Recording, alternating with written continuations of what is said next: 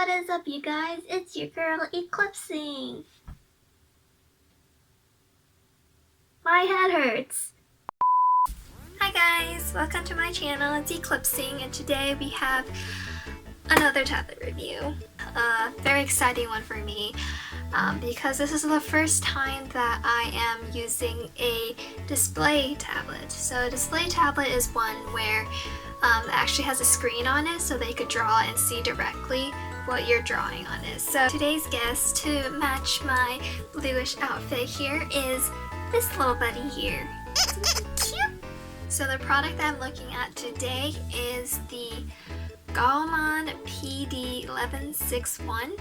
It is a pretty smaller sized display tablet, which, you know, a lot of the ones that I know of are like really big and they're really expensive, everything. So this one's a little bit smaller and more of a budget. It's more of a budget priced product. So hopefully get to see what features it has and how it performs. And I'm really excited. Eclipsing, what's in the box? It's pretty hefty in terms of weight. It's like 2 pounds or something. It makes a lot of sense that it's heavier because it has the actual screen in it. We have our pen, some instructions here. Oh, this is the cable. So one end goes with the tablet and the other with the computer.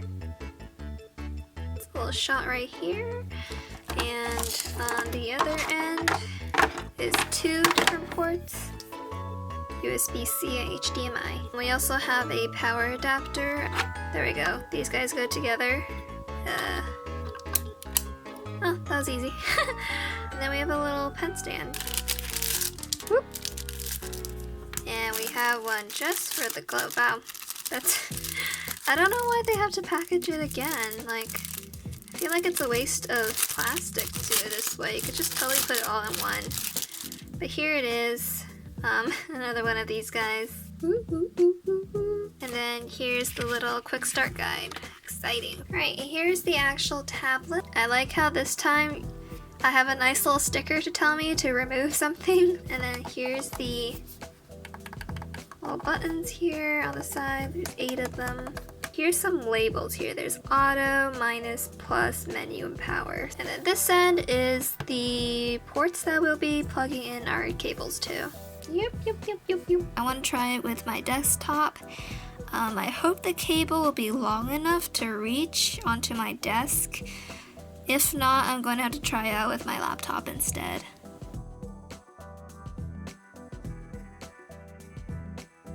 Okay, so this is maybe not the most ideal setup, but because I don't have an adapter, we're going to use it with my MacBook instead.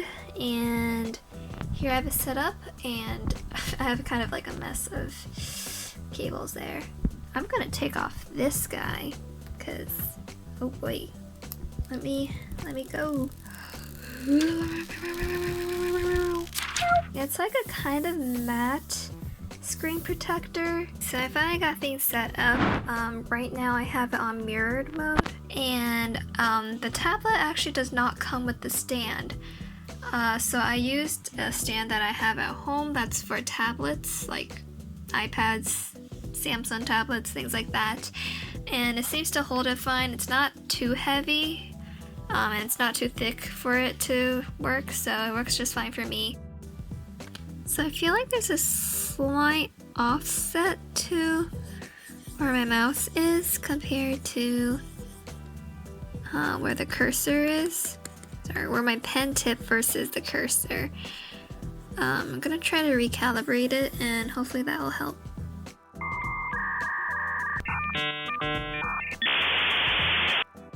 Okay, so I've recalibrated it a certain way, and I think it's closer to the way that I want it to be. Okay, first impression, this color looks really yellow on this display, but on my MacBook display is more orange. I'm gonna see if I can do some adjustments with the display here, and hopefully I could get it to match. While I have the speed paint going on in the background, I just want to summarize what I've noticed about this tablet and how I feel overall about it. To start with, I am pretty okay with the size. I feel like for the screen tablets like this, I'd either want a pretty large one with a nice resolution for stationary use, or a smaller one that I can put away easily or take up less space. In this case, this is pretty small and compact, so it doesn't really use up all my desk space when I'm working on something. It also means I can probably just keep it on my tabletop to the side when I'm not using it. The price is pretty reasonable. A lot of display tablets are a few $100s starting out, unless they're on a big sale, and this one is definitely on the budget side. I also give GAOMON kudos for providing comprehensive instructions about setting up and using the device.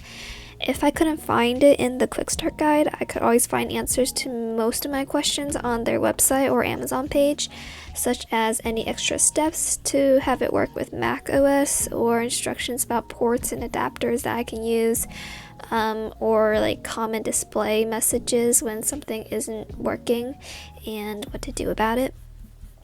I think overall it's pretty easy for me to set up, even though it did take a lot of steps simply because a display tablet is more complex than a regular one.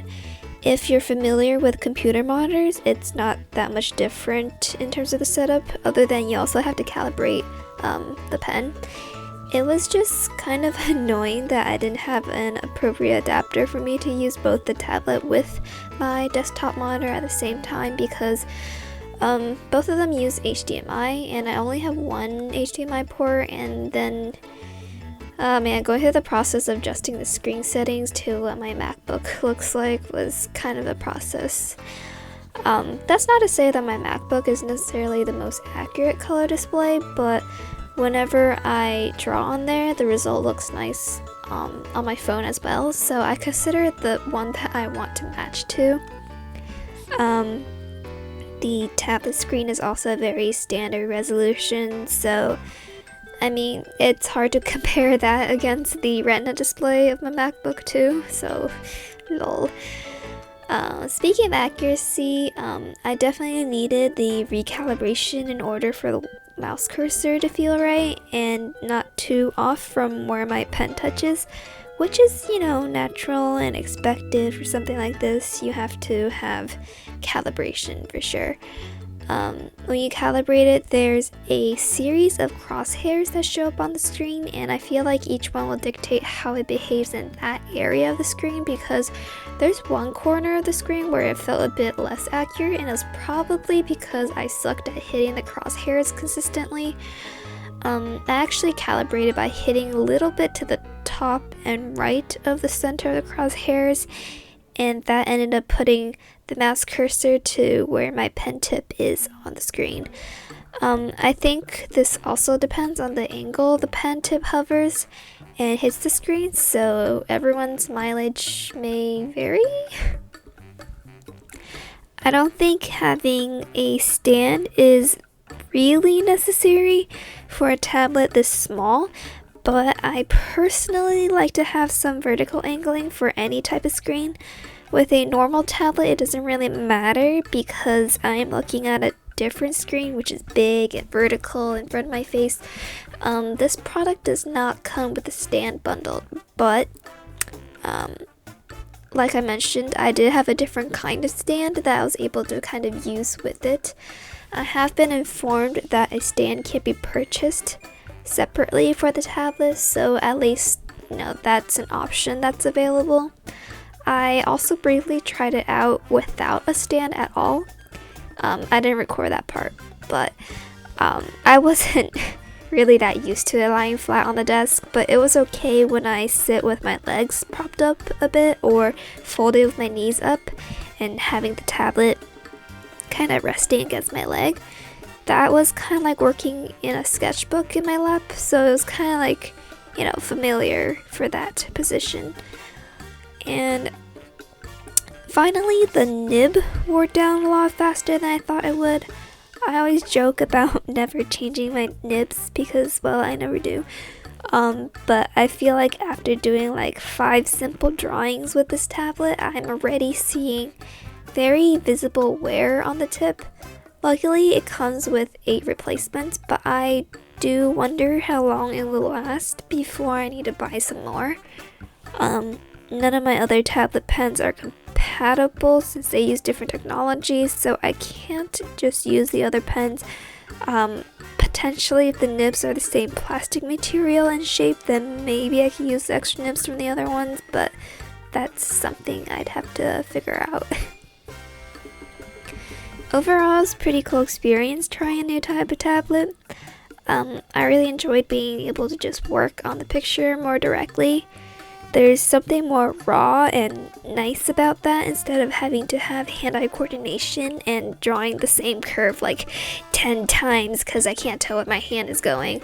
I think depending on how I connect and use it, it'd be nice for watching Netflix on my monitor and working on art in my lap or something. Or perhaps streaming. Although I will say that with my MacBook at least, the screen recording was a little bit weird when I had it on mirror mode. I may have to adjust the OBS settings to fix this, but with my original settings as is, this ends up putting the screen recording part in the upper left corner of the video that gets captured, and I have a lot of black space around it, even though that's not how it appears on my screen.